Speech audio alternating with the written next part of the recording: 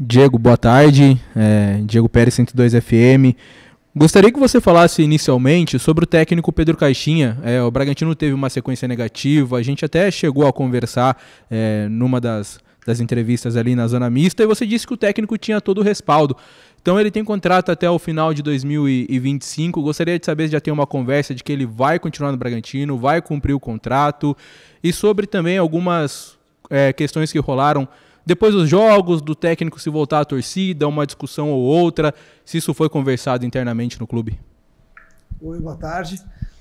O Caixinha, como você citou anteriormente, a gente até tinha conversado um pouco ao término de uma das coletivas pós-jogo, e claro que está prestigiado, está desenvolvendo um trabalho muito bom junto com o clube. As oscilações são normais no futebol. Mesmo os maiores clubes do Brasil e do mundo sofrem oscilações, e é bem verdade que a gente também sofreu com essas oscilações para baixo durante o Campeonato Brasileiro. A gente está um pouco abaixo do que a gente gostaria, embora a gente não tenha uma meta fixa de uma posição a chegar, mas a gente sempre diz para vocês, a todo término de jogo, a cada ciclo de entrevistas, que a gente quer brigar o mais alto possível, e nós estamos um pouco abaixo na classificação. Claro que tem uma série de fatores que poderiam ser colocados, mas que poderiam até soar como desculpa. Então é melhor a gente nem colocar, mas um treinador que vem com a gente há mais de 1 ano e meio, que vem fazendo um bom trabalho, de modo geral. No primeiro semestre, nós chegamos à semifinal do Campeonato Paulista. Na Copa do Brasil, a gente chegou, desde que o Red Bull tá junto com o Bragantino, na melhor classificação também na Copa do Brasil, sem nas oitavas. Queríamos mais, poderíamos ter ido mais. Sul-Americana, acho que a gente ficou um pouquinho abaixo também. Nos pênaltis contra o Corinthians, a gente poderia ter avançado um pouco mais. Mas o trabalho, de modo geral, ele é muito satisfatório. Você manter o treinador dentro de um clube, um treinador com um nível bom, como tem o Caixinha, é um dos pilares para que você tenha um bom andamento da parte esportiva do clube. E isso é uma das coisas que eu sempre critiquei muito no futebol brasileiro, que é o excesso de trocas de treinadores. Você tem um período de oscilação, é normal, mas se você for trocar o treinador a todo momento, você não tem uma linha de trabalho, enfim, você perde muito nessas transições. E o Caixinha está totalmente respaldado por nós. Você perguntou também sobre a questão de um problema dentro do jogo, que o Caixinha acabou falando alguma coisa para a torcida.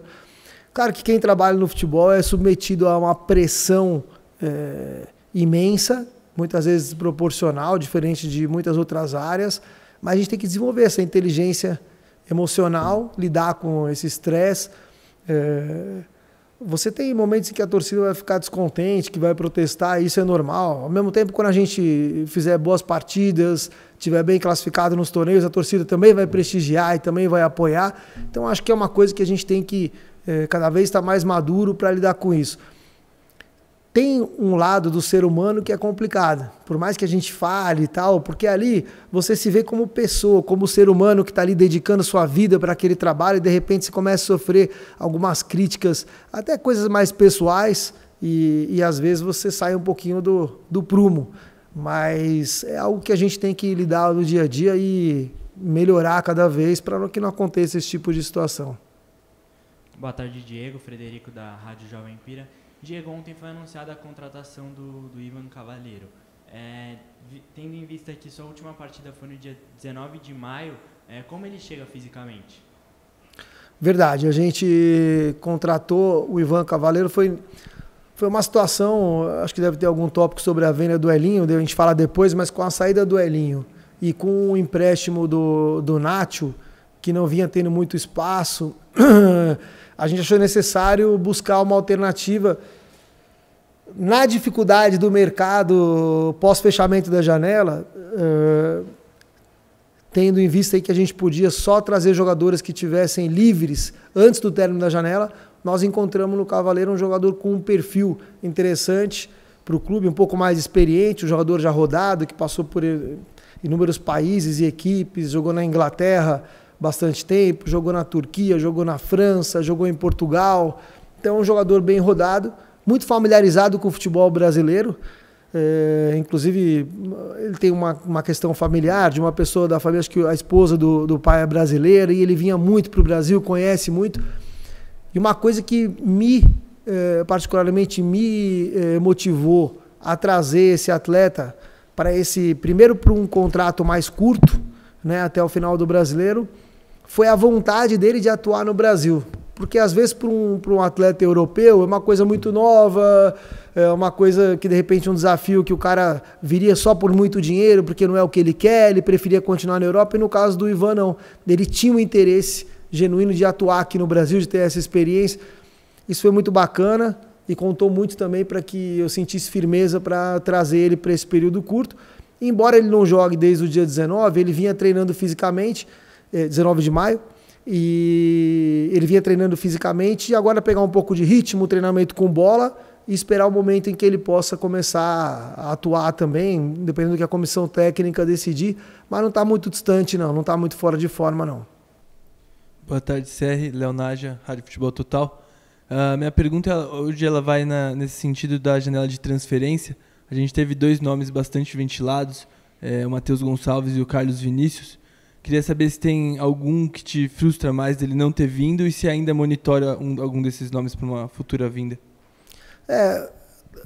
Dos nomes que a gente trabalhou nessa janela, o Carlos Vinícius é um jogador que a gente esteve muito próximo de acertar. Então foi uma situação que acabou frustrando um pouco, até pela maneira como o clube ao qual ele pertence se portou nessa negociação. A gente não abre muito essas coisas, são coisas internas, mas frustrou sim por essa postura do Furra nesse momento da negociação, que estava muito adiantado. Não só nós, mas o atleta também. Mas faz parte da negociação. E da negociação do futebol, né? A gente tem esse tipo de coisa no futebol também. É por isso que eu sempre digo que a gente só fala sobre contratação quando está tudo assinadinho, tudo bonitinho, porque acontece muito esse tipo de coisa, né? Esse foi uma situação bem especial, assim, que estava tudo muito bem encaminhado e acabou voltando por uma decisão do Furra, mas acho que, de modo geral, a gente, como eu falei antes, a gente trouxe muitos jogadores. A verdade é que a gente teve a perda esse ano também de jogadores importantes. Teve muitos que estavam sem espaço e que acabaram saindo, isso é verdade. A gente teve muitos jogadores que saíram emprestados, que estavam sem espaço, mas tivemos também a saída desse ano do Léo Ortiz, capitão do time, referência para a equipe, e agora do Elinho, que também é um jogador que vinha se destacando muito esse ano, e é parte do processo. E agora é pensar nessa reformulação e estabilizar mais o elenco para o ano que vem. Diego, Danilo do GE. Queria falar sobre o Elinho, né? Como você falou, era um jogador que vinha bem. Como é que foi essa questão dessa negociação, né? Financeiramente, foi a segunda maior venda, né, do Bragantino, só perdendo para do Claudinho, mas esportivamente era um jogador que era o artilheiro da equipe na temporada, o garçom do time também nesse ano. Como que foi essa negociação dele, desse peso, né, nessa balança aí de financeiro e esportivo? Então, eu vou chegar lá. Na verdade, foi a maior venda da história do clube, essa aqui. Ela superou a do Claudinho. Foi a maior venda da história do clube. Só que, é claro que nós temos metas de venda, a gente tem que cumprir alguns objetivos, existe sim uma pressão nesse sentido, isso é claro e tal. Mas você sabe o que foi fundamental para a venda do Elinho? O que aconteceu, na verdade, também foi a questão do ser humano Elinho. Um jogador que, ele quando iniciou no São Paulo, teve uma proposta muito alta e na época o clube acabou não vendendo. E ele depois teve um momento de baixa. E a verdade é que mesmo aqui dentro do Red Bull, ele oscilou em muitos momentos, ele teve muitas lesões, ele não conseguiu ter um ano com números muito positivos desde que chegou aqui. Pra você ter uma ideia, no começo desse ano, pelo potencial do Elinho, eu fiz uma reunião com ele, com o empresário dele, renovei o contrato dele, estabeleci algumas metas para ele, mostrei os números dele comparado com alguns outros jogadores do nosso elenco. E esses números estavam muito abaixo do potencial que ele tinha na época. É claro que a gente vai ficar comparando um jogador com outro, mas com o potencial que ele tem, estava muito abaixo. Ele precisava produzir muito mais. Quando eu falo produzir, não só de jogar com mais regularidade, se cuidar muito, mas também ter o número de assistências, de gols. Demorou um pouquinho esse ano para começar a sair. Quando começou a sair, começou a vir, né? Veio uma cachoeira aí de assistência, de gols, ele foi decisivo e tal. Sofreu ainda um pouco com lesões também esse ano. E quando chega essa proposta, que é uma coisa que muda a vida do Elinho, eu ainda conversei muito com ele para a gente analisar se talvez ficar até o final do ano e segurar. A minha percepção, né, como estando um pouco mais velho hoje em dia, e analisando a parte humana do jogador e conversando com ele, vendo o estado em que ele se encontrava, é de que se ele fica aqui e ele ia ter mais ou menos uns 12 jogos para jogar até o final do ano, muito importantes os 12 jogos, hein? Só que esses 12 jogos que ele ia ter para jogar, a cabeça dele não ia estar aqui. O coração dele não ia estar aqui, a mente dele não ia estar aqui, a alma dele não ia estar aqui. Ia estar só o corpo físico, por obrigação, porque eu estava exigindo e segurando. E a negociação demorou um pouco, até eu perceber que não tinha jeito mais. Não tinha jeito mais, que acabava sendo um momento que para ele ia ser um divisor de águas na vida dele. E é claro que em contrapartida também, eu tive que exigir que a negociação fosse uma negociação muito boa e muito alta para o clube. Foi a maior negociação da história do clube, porque senão também não daria para ficar bom só para um lado e ele sair, né? Mas foi isso, na verdade, foi muito a questão humana do atleta. Essa que é a verdade. Diego, bom dia. Em 2022, o Bragantino ficou em 14º no Campeonato Brasileiro. O ano passado teve a melhor participação, ficou em 6º e hoje nós estamos atualmente em 12º lugar, certo?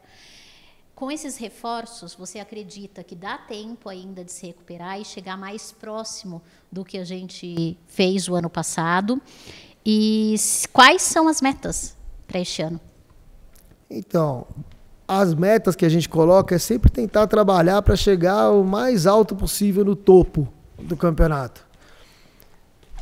Como esportista, como alguém que é profissional do esporte, geralmente as pessoas são muito competitivas e eu não me vejo diferente.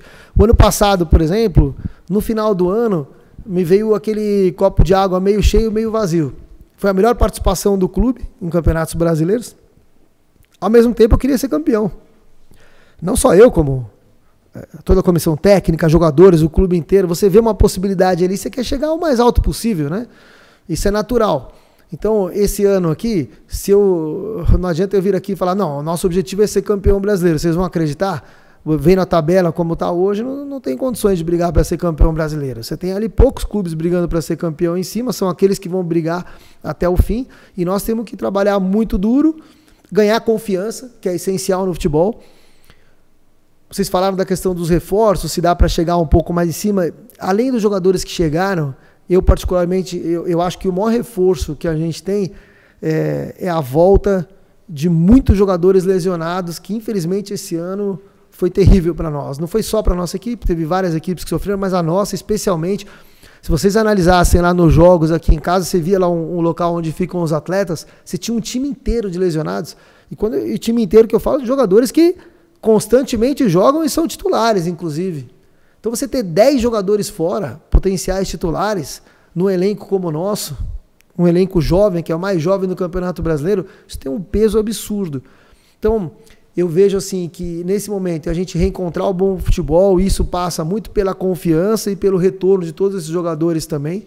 Você tendo resultados positivos, como aconteceu contra o Bahia no finalzinho, por exemplo, tira um pouco do peso da carga, ainda mais num grupo jovem, te dá um pouco mais de estabilidade, tranquilidade, confiança para trabalhar.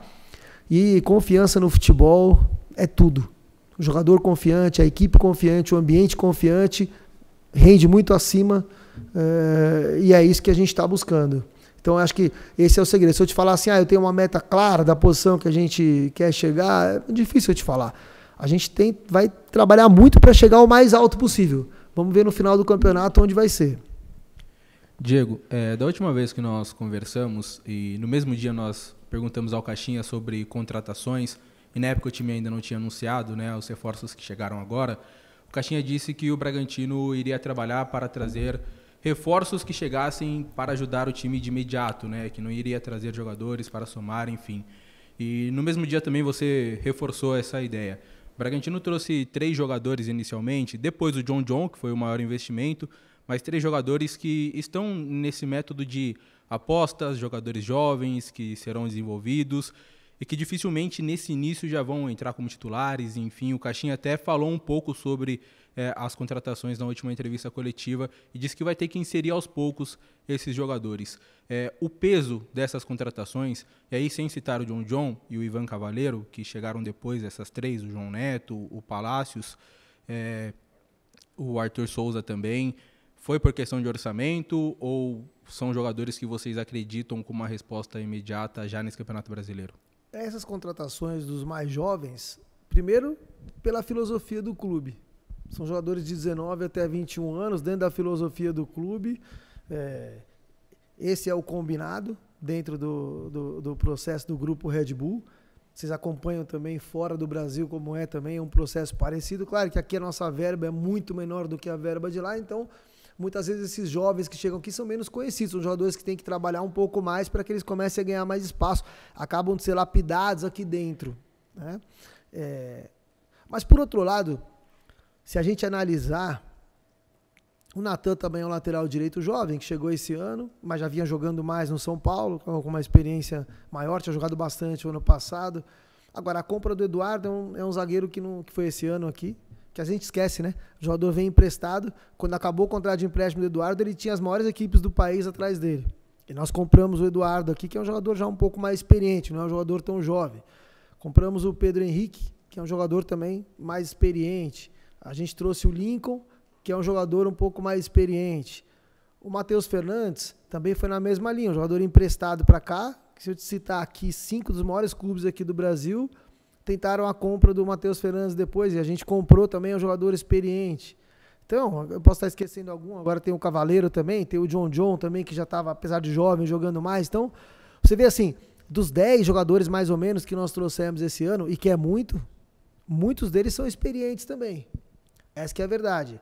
Agora, quando eu falo das lesões, a gente teve momentos que a gente tinha Natan e até o Hurtado lesionado, o Pedro Henrique lesionado, o Eduardo sofreu com lesão ao mesmo tempo, o Juninho Capixaba ainda está fora, Matheus Fernandes estava fora, está voltando a treinar agora, Ramires ainda fora, são 7, o Sacha, o Cleiton Goleiro, o Borbas e o próprio Elinho. Então, você ter 10, 11 jogadores ao mesmo tempo lesionados é muito forte, né? Muito difícil de você lidar.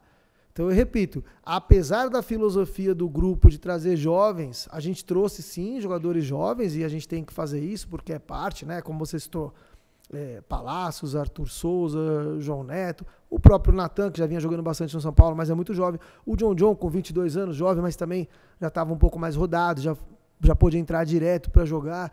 São jogadores jovens, mas que vão buscando espaço, e ao mesmo tempo os outros que eu te comentei aqui, que são vários jogadores experientes para uma mesma temporada. Então acho que a gente conseguiu ter um equilíbrio, um balanço em relação a isso. Tem uma coisa bacana que eu acho, e é assim que eu enxergo o futebol. Vocês mesmo citaram que o ano passado a campanha do Red Bull Bragantino foi até surpreendente para o Brasil aqui, né? Ela foi uma campanha até surpreendente, nós brigamos por título no final. E aí, você como eu, né, no caso, como diretor esportivo, diretor de futebol, o que eu penso estrategicamente, o que eu imagino?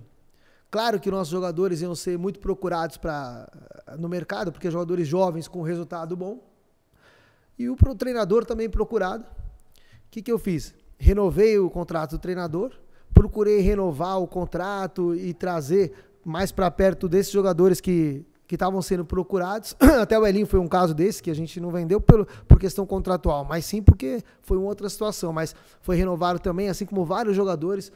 Reforcei o contrato desses jogadores.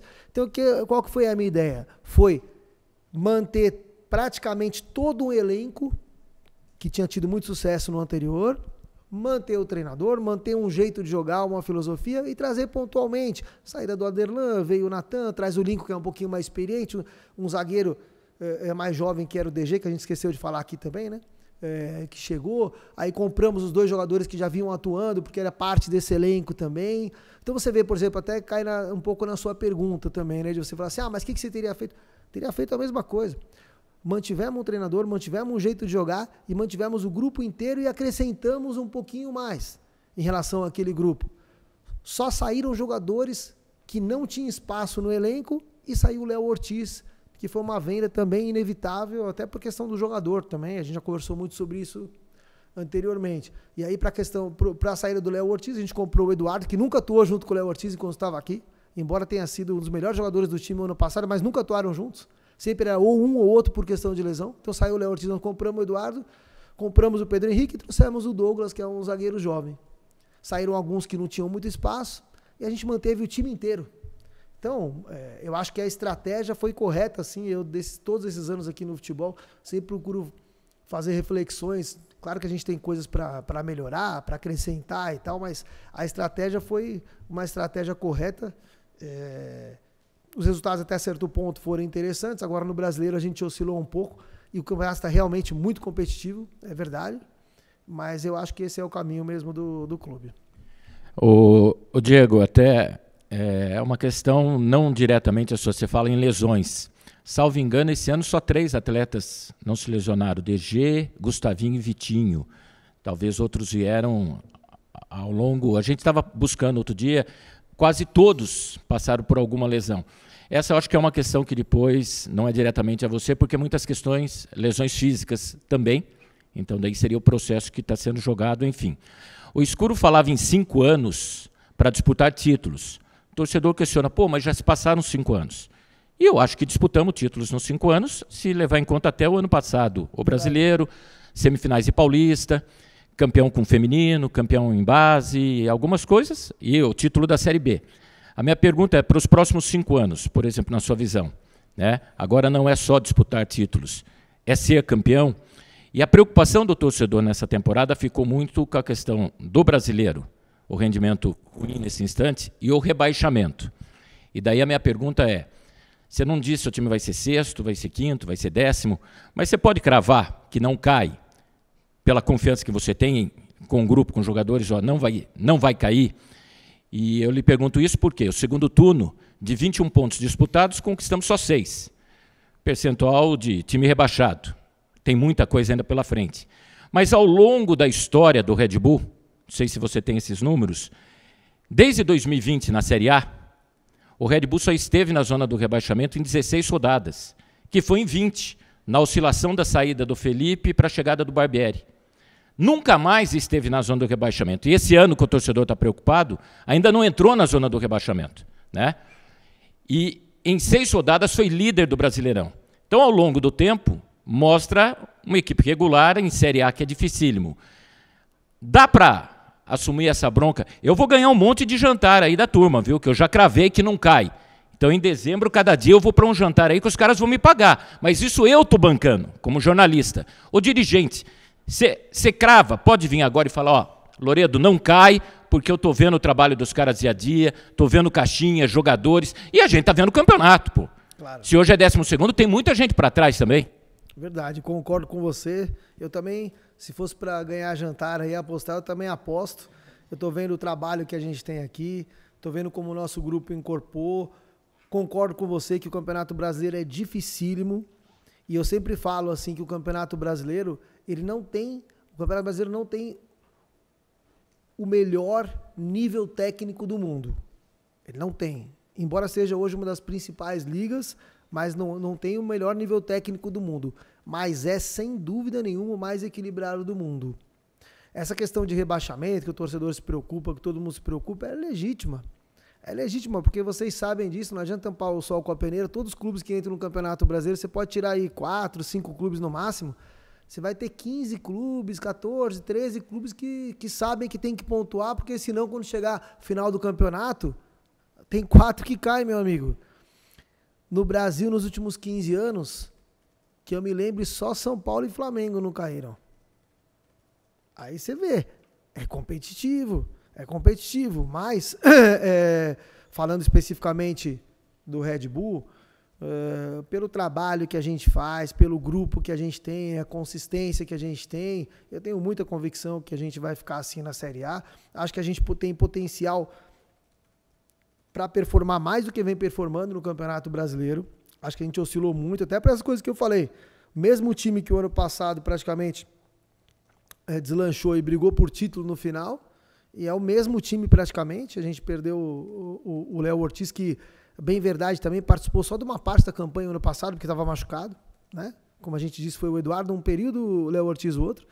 Então a gente tem praticamente o mesmo grupo. O Elinho andou machucado muito tempo ano passado também.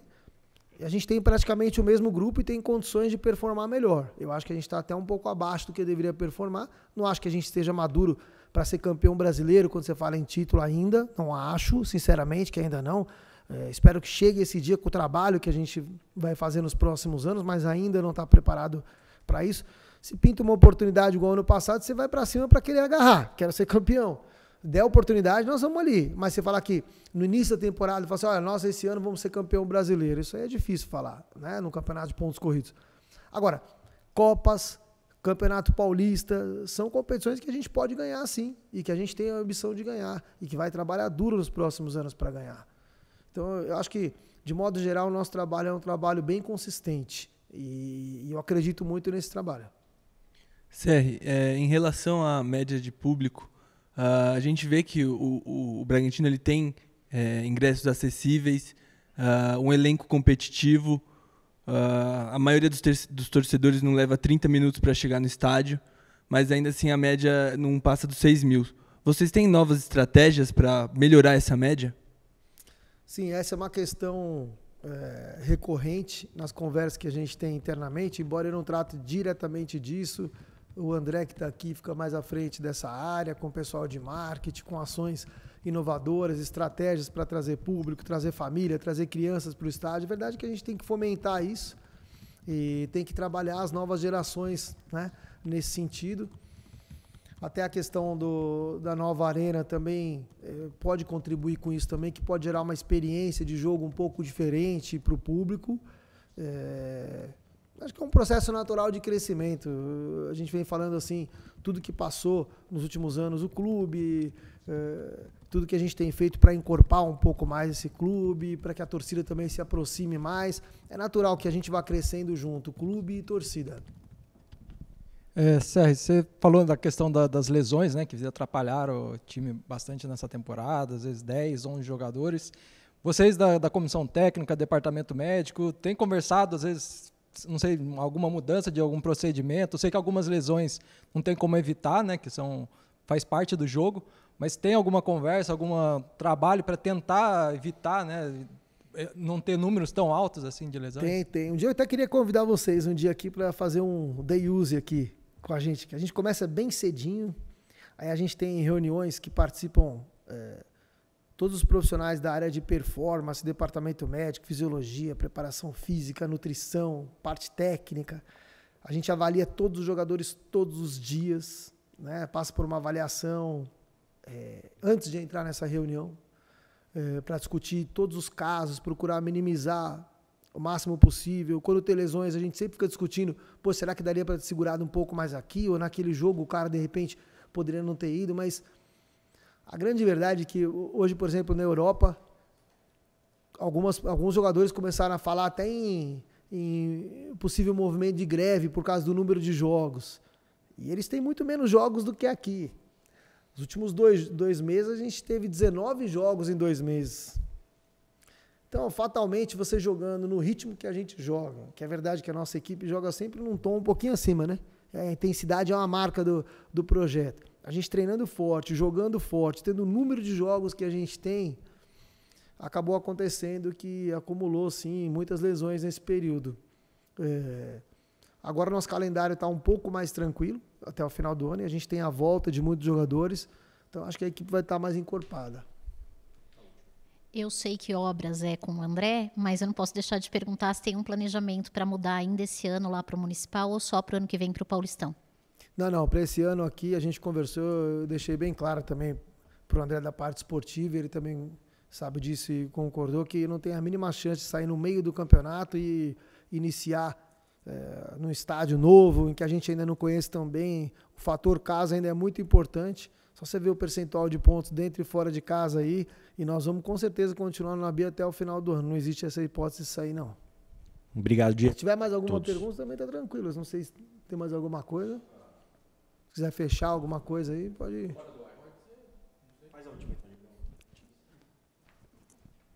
Estou falando porque vocês citaram até a questão das poucas oportunidades que a gente pode falar e trocar ideias, né? Eu, para falar a verdade, eu gosto de falar, porque eu gosto de de ter transparência no trabalho que a gente faz aqui dentro, tudo que a gente faz, os processos.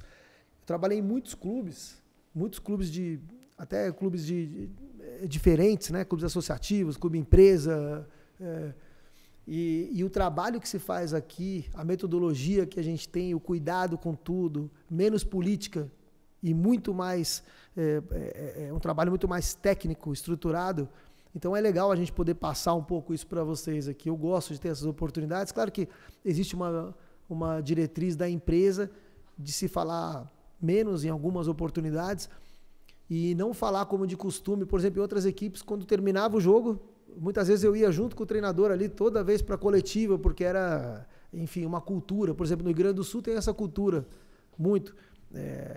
Enfim, eu respeito.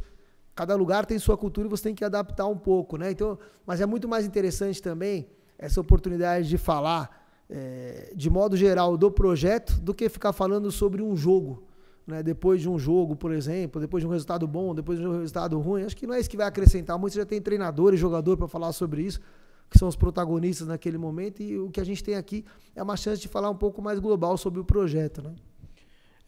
Você falou rapidamente sobre a contratação do Ivan Cavaleiro, e ela é uma contratação de período curto, né, até o final do ano. Gostaria de saber mais detalhes, se existem gatilhos para uma possível renovação, de que maneira esse contrato curto ele foi feito, se até foi junto com o jogador que não joga há algum tempo. E o Juninho Capixaba, a gente estava falando de lesão, né? O Juninho Capixaba está se recuperando de uma lesão complicada, provavelmente não joga esse ano, só joga no finalzinho do ano. Vai jogar. Ele está se recuperando bem. Aposto que ele vai jogar, então eu aposto o jantar também. E a gente até viu ele subindo as escadas lá do Nabi Abichedi, dá para ver a recuperação dele. Ele não está no Brasil, ele está na Itália. Gostaria de saber o porquê ele está lá, o clube liberou, enfim. O Juninho é um jogador que eu realmente tenho convicção aí que ele vai jogar. A recuperação dele foi uma lesão complicada, e a recuperação dele, ela tem algumas fases na recuperação. Ele fez uma primeira fase aqui e agora realmente ele foi autorizado para resolver uma questão pessoal a viajar e volta em seguida para cá, mas ele está inclusive sendo acompanhado por um profissional e continuando o tratamento que ele tem que fazer, que não dependia tanto de equipamentos, mas mais de um profissional junto com ele, que foi indicado aqui pelo clube e está sendo acompanhado pelo clube também. Não é um profissional do clube, mas foi indicado pelo nosso coordenador da fisioterapia e que está em constante contato com ele diário. Ele já vai voltar quando acabar de resolver essa questão pessoal dele, e isso não vai influenciar em nada o tempo de retorno dele aos gramados, senão a gente não teria liberado ele para viajar. Mas é um jogador muito profissional, muito otimista. E se você falar com ele, ele mesmo vai te dizer que se ele ouvir você falar que ele não volta a jogar nessa temporada aqui, ele dá um pulo aqui para falar com você. Ele mesmo tem muita convicção de que volta a jogar, o perfil, né, do jogador. Cada um tem um perfil, assim, ele é atirado, é um jogador para frente, assim, e acredito que ele vai voltar, assim. E sobre o Ivan Cavaleiro, realmente é um contrato curto. Vamos ver como ele se adapta aqui no Campeonato Brasileiro, né? E aí, ao término disso, a gente tem sim gatilhos que podem até renovar o contrato automaticamente, algumas metas, mas também tem a possibilidade de não atingir essas metas e a gente conversar e achar que vale a pena para as duas partes estender um contrato. Ou não.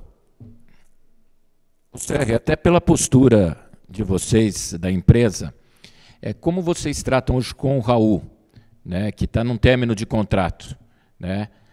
A consideração ao atleta, porque a gente viu no passado até a valorização do clube mesmo, quando liberou a Aderlan, quando teve um caso de Edmar, vamos dizer, ele está fechando o ciclo. Hoje com o Raul, vocês veem isso, de fato, e o atleta sabe, e daí todo o respeito da empresa também nessa reta final, até por não ter existido ainda essa renovação. E no caso de jogadores emprestados ainda é cedo para alguma definição, porque eu vejo o Lincoln, por exemplo, que tem um contrato de empréstimo, e em redes sociais, alguns familiares já em tom de despedida, volta à Turquia, tal, que eu acho que é até natural. Mas para o clube, né, nesse caso de empréstimo é cedo, e do Raul, que nem o atleta sabe, né, até que são os últimos jogos dele no clube, e daí de repente até algo no sentido de agradecimento do clube também pelo período que ele aqui esteve. Então, sobre os emprestados, tanto os jogadores que a gente cedeu por empréstimo, como também os que a gente trouxe por empréstimo, tem também o DG que está emprestado, né? Tem alguns jogadores, ainda não tem uma definição, é uma coisa que a gente tem um pouquinho de tempo ainda para definir isso. E sobre o Raul, o que eu te digo sobre o Raul é o seguinte, aí é uma questão de conduta, é o jeito que eu levo o futebol, e que para mim é uma das coisas mais importantes que eu aprendi na minha vida, desde que comecei a jogar com 13 anos, depois passando por treinador, pelas funções que eu passei e como diretor nesses últimos 15 anos aí. Mas eu não sei o que vai acontecer ainda para o Raul, se ele vai querer renovar, se o clube vai querer renovar com ele, é uma coisa normal de final de contrato. Mas uma coisa eu sei, e é uma coisa que é uma linha que eu sempre tive e que eu sempre vou ter, independente do que for acontecer, que é sempre olhar no olho do jogador e falar a verdade para o jogador, seja qual for a decisão. Queremos renovar, minhas condições para renovar são essas aqui, o que a gente pode oferecer é isso, ou não queremos renovar porque terminou um ciclo, como foi, por exemplo, com o Aderlan, como foi com alguns jogadores, que se olha no olho do atleta, se conversa e se toma uma decisão. Eu acho que o atleta, e qualquer pessoa, gosta de sinceridade, né, de honestidade, que você seja transparente e seja direto.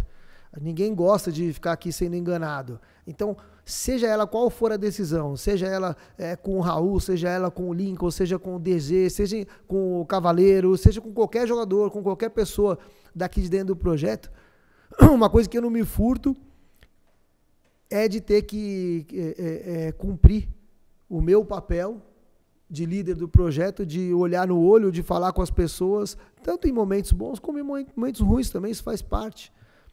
Isso aconteceu comigo já inúmeras vezes na minha vida, acaba sendo uma coisa meio normal no futebol, mais do que em outras atividades, você ter términos de contrato, saída, venda, chegada, né? Uma coisa que a gente é acostumado nesse meio do futebol. E o mais importante de tudo é manter uma linha, ser direto, olhar no olho. Eu acho que isso é uma coisa que não tem preço. Mas você já não tinha que ter olhado no olho dele? Eu olho no olho dele, até no seu olho, quando você está aqui na minha frente, estou olhando no seu olho também para falar. No dele que está tudo... Interessa. Com todo mundo que eu falo, eu olho no olho. Ele está aqui comigo todos os dias. Você acha que eu olhei no olho dele já ou não? Ele sabe disso? O do quê? Dessa situação, porque... Sabe? Eu já falei para ele. Eu já olhei para ele no olho dele, já tive a conversa com ele. Só para você saber, o Raul é um jogador que começou comigo. Como vários outros que tem aqui também, que começaram comigo em outros projetos, o Raul era um garoto que subiu comigo no Ceará. Eu conheço ele desde garoto. Então, o respeito que eu tenho por todos é igual. E eu já conversei com ele no olho dele, disse que ainda não tem uma definição também aqui por nossa parte, também quero ouvir ele depois. Seja qual for o desfecho no final do ano, o respeito vai sempre estar em primeiro lugar. Obrigado, Diegão. Boa tarde a todos.